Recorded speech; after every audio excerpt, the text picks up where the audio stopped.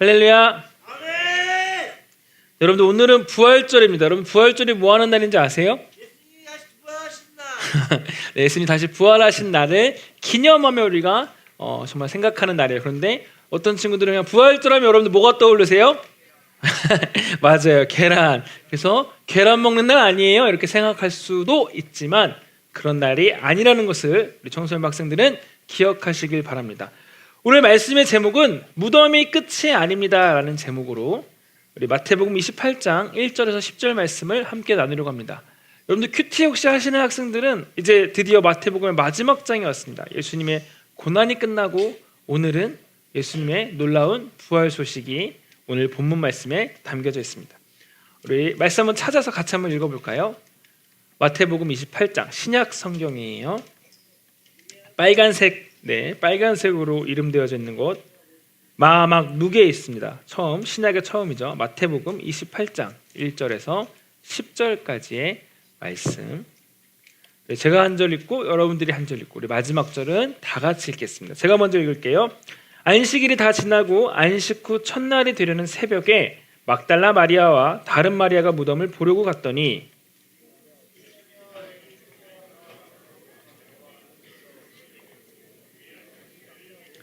그 형상이 번개 같고 그 옷은 눈같이 희건을 죄송합니다.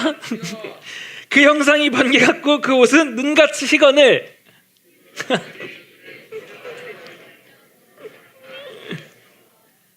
천사가 여자들에게 말하여 이르되 너희는 무서워하지 말라. 십자가에 못 박히신 예수를 너희가 찾는 줄을 내가 아노라.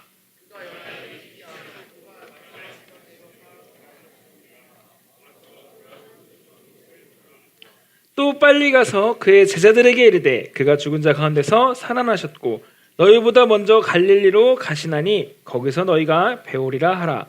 보라 내가 너희에게 일렀느니라 하거늘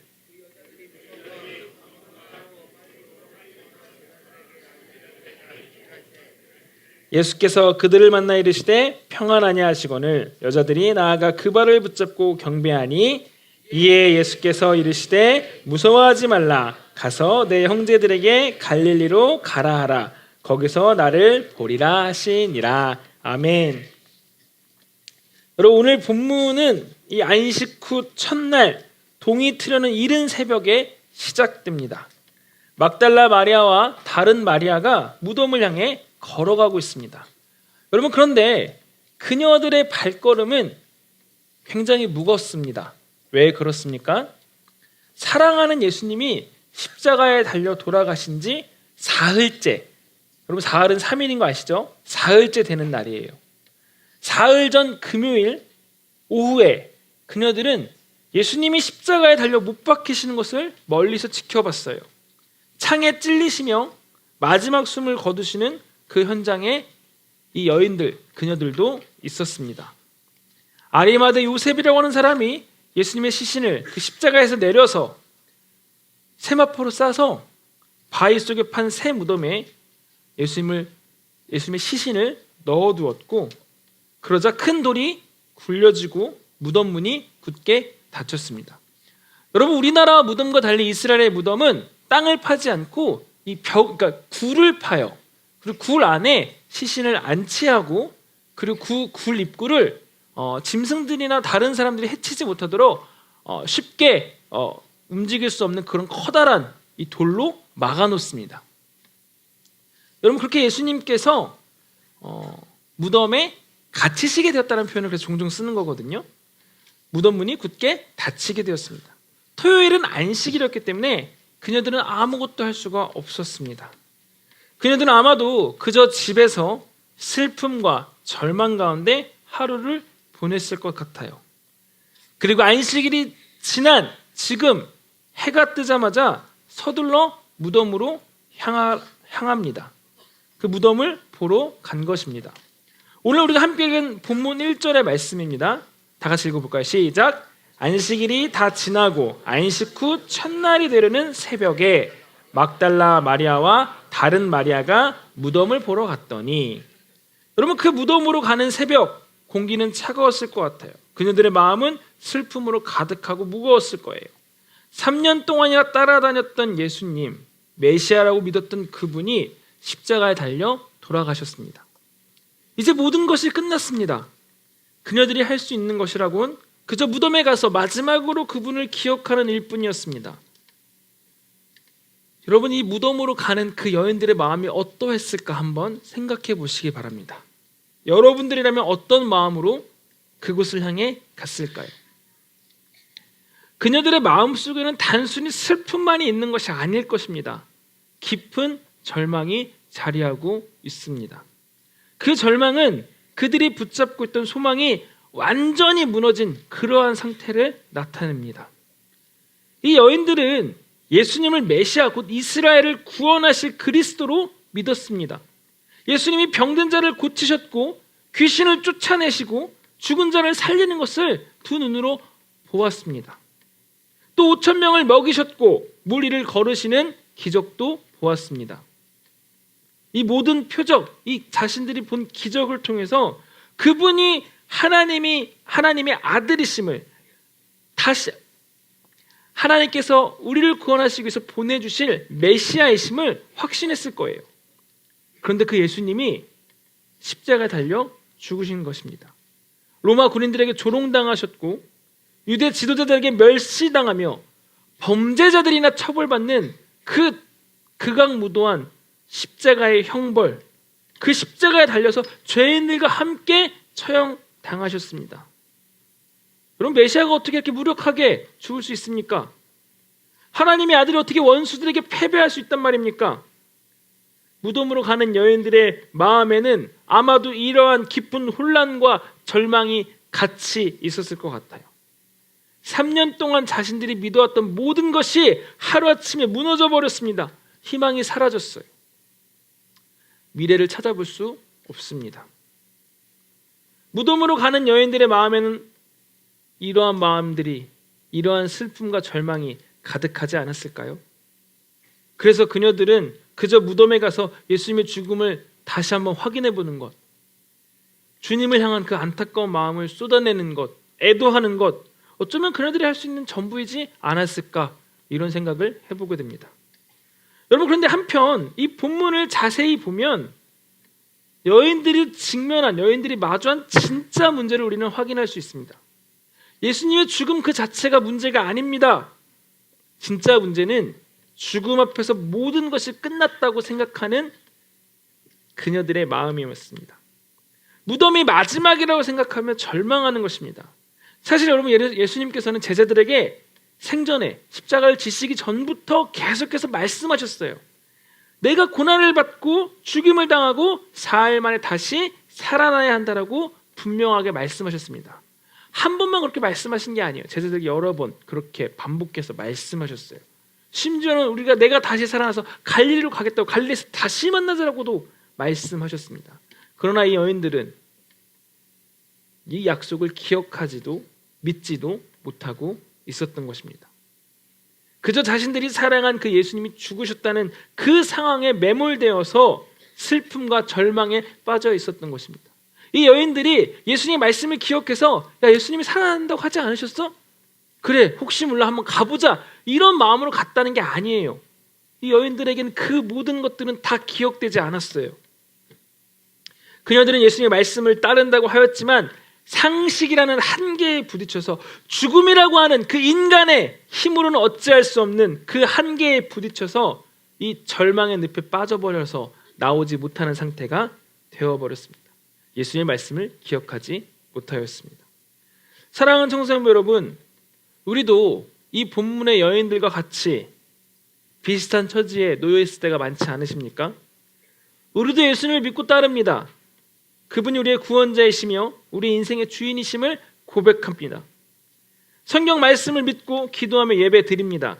그런데 어떤 순간 우리 인생의 십자가 같은 그러한 사건들이 찾아옵니다. 도저히 이해할 수 없을 것 같은 고난이 우리에게 찾아옵니다. 간절히 기도했는데 응답되지 않습니다. 믿음으로 살았는데 오히려 나에게 왜 이런 일을 겪게 하십니까? 라는 시련이 찾아올 때도 있습니다. 여러분, 사실 절망적인 이야기를 말씀드리자면 지금 여러분이 겪는 힘든 그 시간보단 앞으로 여러분들이 살아가면서 겪을 힘든 일들이 더 많을 거예요. 어쩌면 인생을 살다 보면 정말 내가 감당할 수 없을 것처럼 느껴지는 시련이 우리를 기다리고 있습니다. 믿었던 친구들에게 배신을 당하기도 할 겁니다. 전부라고 생각했던 인간관계가 끝나버릴지도 몰라요. 세상에 나 혼자라는 생각이 들지도 모릅니다. 사랑하는 가족이 아플 수도 있어요. 부모님이 갑자기 이혼하신다는 이야기를 합니다. 심지어는 사랑하는 소중한 사람을 잃게 되는 그러한 경험을 할 수도 있을 것입니다. 또한 우리의 건강을 잃어버리고 여러분들이 또 어른이 되어서 직장을 하루아침에 잃어버리기도 할 거예요. 심지어는 내가 꿈꿔왔던 그 모든 꿈들이 하루아침에 허무하게 사라지는 경험을 할지도 모릅니다. 어쩌면 내가 평생을 모아왔던 내 소유가 사라져버릴 수도 있어요. 그럴 때 우리 마음속엔 질문이 한 가지 생깁니다. 하나님은 정말로 살아 계시는가? 하나님은 나를 사랑하시는가? 내 기도를 정말 듣고 계시는 건 맞나? 그럴 때 우리는 이 본문의 여인들처럼 혼란에 빠지고 절망에 빠지게 됩니다. 절망의 늪으로 빠져서 아무것도 하지 못한 채 믿음을 잃어버리게 됩니다. 우리가 그동안 믿어왔던 그 모든 것들이 흔들립니다. 나의 신앙이 뿌리채 흔들리는 경험을 할지도 모릅니다. 사랑하는 청소년 여러분, 여기서 이 무덤이란 단순히 죽음만을 의미하지 않습니다. 무덤은 모든 것의 끝을 의미합니다. 그래서 무덤은 더 이상 희망이 없음을 시각적으로 극명하게 보여줍니다. 그 무덤 앞에서 무엇을 할 수 있겠습니까? 우리의 삶에도 이와 같이 희망이 사라진 상태에 많은 무덤들이 존재합니다. 낫지 않은 질병, 도저히 해결될 것 같지 않은 문제들, 단절된 관계, 경제적인 어려움, 반복되는 실패, 깨진 꿈들, 회복되지 않을 것 같은 우리 가정, 한 치 앞도 보이지 않는 나의 미래, 이런 것들 앞에서 우리는 본문의 여인들처럼 무기력해집니다. 이제 끝이구나. 내 인생엔 소망이 없구나. 이렇게 생각하며 절망합니다. 근데 사랑하는 여러분, 바로 그 지점에서 하나님의 일이 시작됨을 기억하시길 바랍니다. 사람이 끝이라고 생각했던, 끝이라고 말한 바로 그 자리에서 하나님은 끝이 아니라고 우리에게 말씀하십니다. 여인들은 무덤을 향해 갔습니다. 예수님의 죽음을 확인하러 갔습니다. 희망이 사라진 자리를 다시 한번 보러 갔습니다. 그런데 하나님은 바로 그 무덤에서 전혀 다른 소식을 그녀들에게 들려주십니다. 5절과 6절 말씀입니다. 너희는 무서워하지 말라. 그가 여기 계시지 않고 그의 말씀하신 대로 살아나셨느니라. 얼마나 놀라운 말씀입니까? 여인들은 죽은 예수님을 찾으러 갔지만 천사는 그 여인들에게 살아나신 예수님의 이야기를 들려줍니다. 여인들은 절망의 자리로 갔지만 하나님은 그 자리에서 기쁨의 소식을 들려주셨습니다. 여인들은 끝났다라고 생각했지만 하나님은 이제 시작이라고 말씀하십니다. 여러분, 이것이 바로 부활입니다. 부활은 단지 예수님께서 다시 살아나셨다는 사건으로 끝나지 않습니다. 부활은 사람의 절망이 하나님의 능력을 이길 수 없다는 선언입니다. 사망 권세를 예수님께서 이기셨다는 소식입니다. 그 어떤 인간도 죽음을 이길 수 없었습니다. 그런데 예수님께서는 그 죽음을 이기신 거예요. 죽음이 마지막이 아니라는 선언입니다. 십자가가 끝처럼 보였지만, 실패처럼 보였지만 결코 끝이 아니라는 선언입니다. 여기서 우리가 주목해야 할 것은 천사가 여인들에게 가장 먼저 말한 것입니다. 무서워하지 말라였습니다. 왜 그렇습니까? 여인들의 마음을 지배하고 있던 것은 슬픔만이 아니었기 때문에 그렇습니다.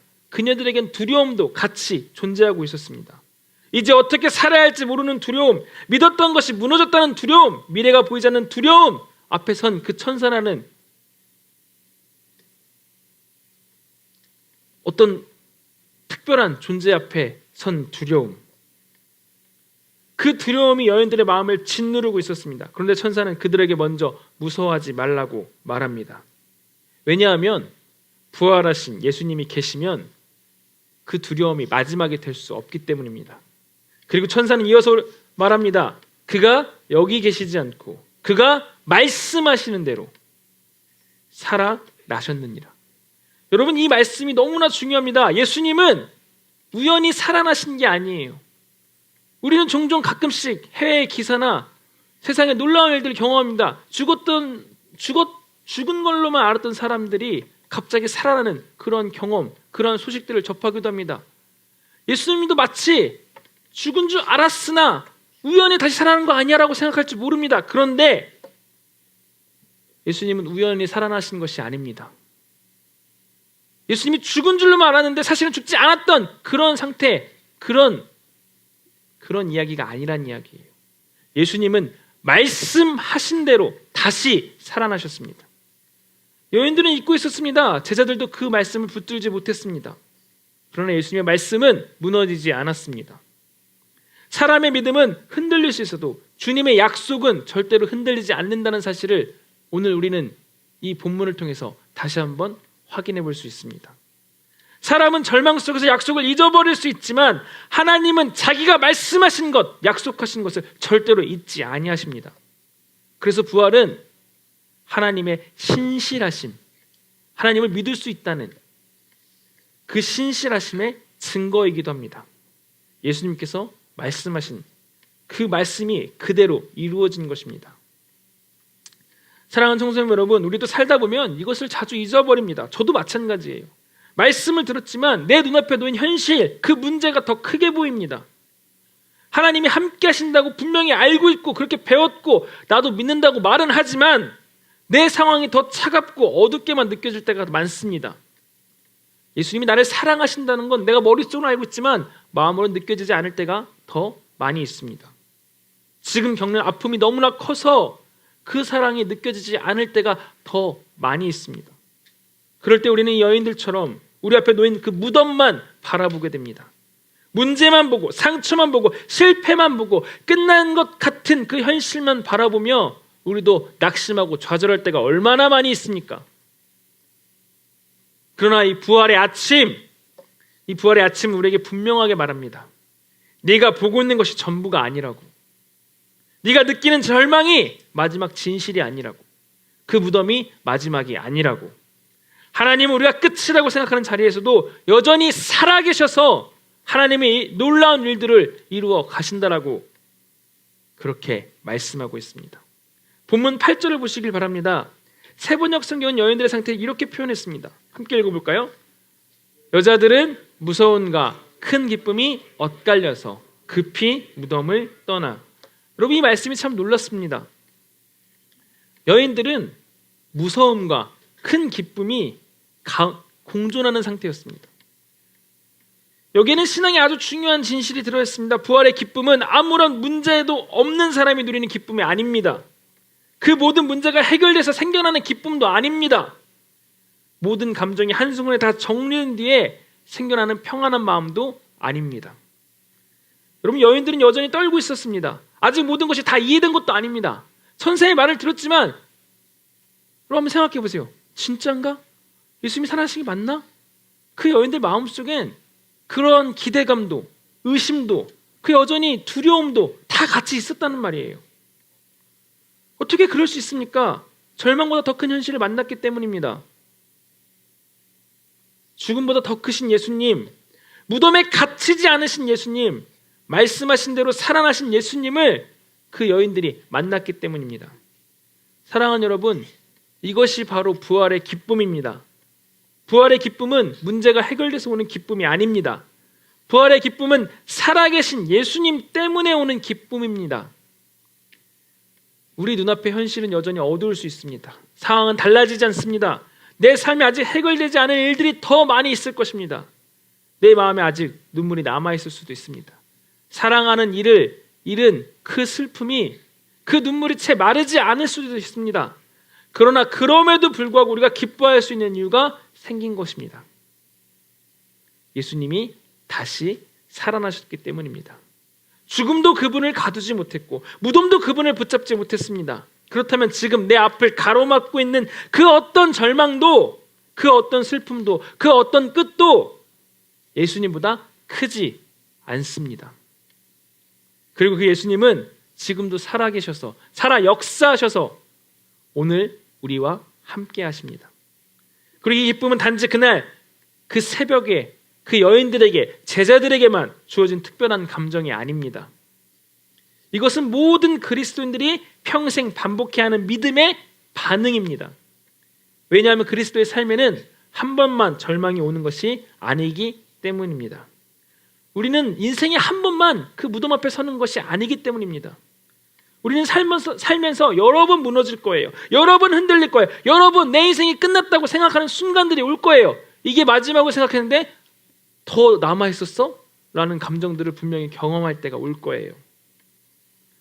때로는 사람 때문에 무너지고 때로는 상황 때문에 지치고 때로는 나의 연약함 때문에 낙심할 때가 더 많이 있을 거예요.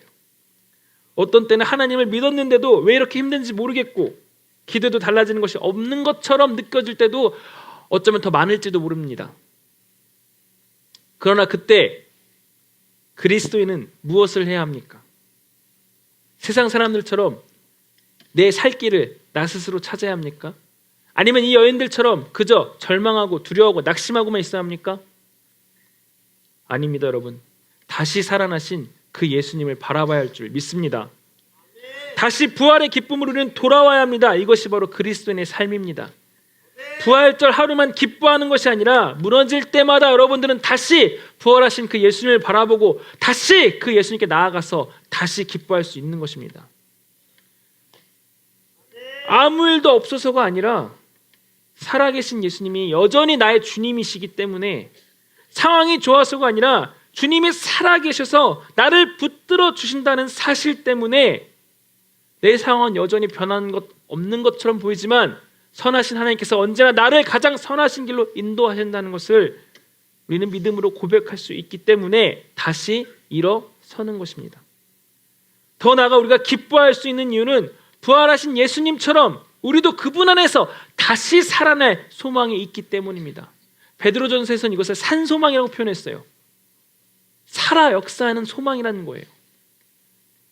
우리가 생각하는 소망, 내가 투자한 아니면 내가 공부한 것들이 잘 될 것 같고 무언가 내가 바라는 희망들은 순간순간 변하는 상황에 따라 달라지기도 하고 없어지기도 합니다. 그러나 예수님이 다시 살아나셔서 부활하신 그 산소망은 변함없이 우리를 언제나 절망 가운데서 이끌어주는 살아 역사하시는 생명력 있는 소망입니다. 죽음도 우리를 가둘 수 없고 절망도 우리를 영원히 붙잡을 수 없습니다. 여러분들 초대교회 성도들이 수많은 박해와 심지어 죽음 앞에서도 그 믿음을 버리지 않고 담대하게 예수님을 그리스도라고 고백했던 이유가 무엇이었겠습니까? 그들은 이 부활의 소망을 붙들고 있었기 때문입니다. 사랑하는 여러분들, 이것이 바로 기독교 신앙의 본질이고 바로 우리 그리스도인들의 힘인 줄 믿습니다. 여러분, 그래서 부활의 기쁨은 감정의 흥분이 아닙니다. 믿음의 선택입니다. 내 현실은 여전히 어렵지만 예수님은 살아계신다. 내 눈에는 무덤이 보이지만 하나님은 부활을 준비하고 계신다. 나는 흔들리지만 주님의 약속은 흔들리지 않는다. 이 고백으로 다시 주님께 돌아가는 것, 이것이 바로 부활의 기쁨입니다. 사랑하는 여러분, 신앙생활을 하다 보면 우리는 자꾸 이 기쁨의 근거를 상황에서 우리가 가진 것에서 찾으려고 합니다. 무슨 말입니까? 문제가 풀리면 기뻐하고 원하는 대로 되면 감사하고 내가 원하는 희망하는 대학에 들어가면 기뻐하고 감사하고 삶이 편안하면 평안하다고 느낍니다. 그러나 그런 기쁨은 여러분도 오래가지 못해요. 상황은 늘 변하기 때문입니다. 여러분들이 희망하는 대학에 들어가지 못하면 여러분들의 인생이 실패입니까? 내가 바라는 대로 상황이 이루어지지 않으면 하나님께서 내 인생을 돌보지 아니하시는 것입니까? 내가 전부라고 생각했던 그 인간관계, 친구들과의 관계가 깨어지면 하나님이 나를 버리시는 것입니까? 여러분, 이런 것에서부터 주어지는 기쁨은 오늘 제가 여러분들에게 말씀하고 있는 부활의 기쁨과는 비교할 수도 없는 거예요. 부활의 기쁨은 다릅니다. 예수님이 살아계시다는 사실 위에 서 있기 때문에 흔들리지 않습니다. 그래서 그리스도인은 넘어져도 다시 일어설 수 있습니다. 울어도 다시 소망할 수 있습니다. 절망의 밤을 지나도 다시 기뻐할 수 있습니다. 왜냐하면 우리의 기쁨은 사라지는 감정 위에 있는 것이 아니라 죽음을 이기신 예수님 위에 있기 때문입니다. 사랑하는 성도님 여러분, 오늘 말씀을 이제 막 맺고자 합니다. 여러분의 삶에도 지금 무덤 같은 자리가 있을 수 있습니다. 관계가 무너진 자리, 가족 때문에 상처받은 자리, 미래가 보이지 않는 자리, 반복되는 죄와 실패로 낙심하는 자리, 기도에도 응답이 없는 것 같은 자리, 예수님을 믿는다고 말하면서도 마음은 점점 식어지는 자리, 내 인생의 미래와 희망을 발견할 수 없는 자리 말입니다. 그런데 오늘 부활하신 예수님은 바로 그 자리에서 여러분에게 말씀하고 계십니다. 무서워하지 말라. 내가 살아났다. 그러니 다시 기뻐하라.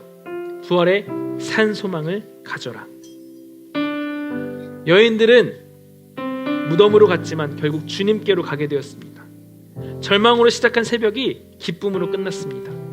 슬픔으로 걸어가던 발걸음이 부활의 소식을 전하러 달려가는 그 발걸음으로 바뀌었습니다.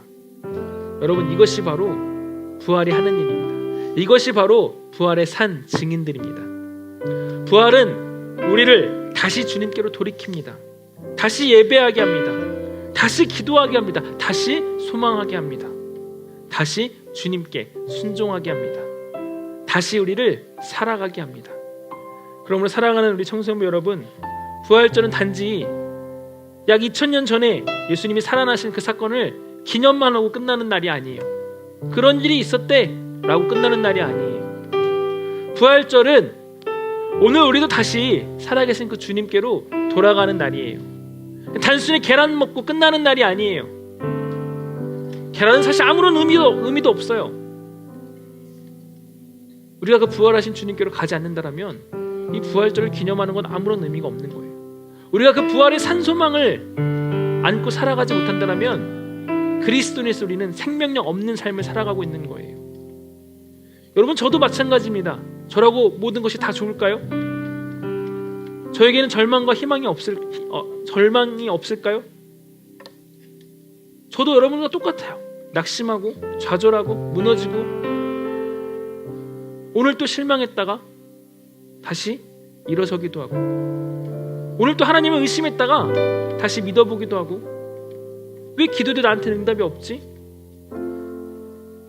주님이 내 기도를 안 들으시나? 왜 내 기도엔 침묵하시지? 그런 마음들을 느끼면서 사실 이번 고난주간을 이 사순절을 보냈던 것 같아요. 그런데 오늘 말씀을 준비하면서 이 부활의 기쁨이 무엇인지 다시 한번 생각하게 되었습니다. 절망에서 기쁨으로, 두려움에서 평안으로, 무덤에서 주님께로 그 방향을 바꾸는 날이에요. 그리고 이 부활의 기쁨은 오늘 하루만의 반응이 아니라 그리스도인이 평생 반복해야 하는 반응입니다. 다시 주님께로 돌아가세요. 부활하신 그 주님을 바라보세요.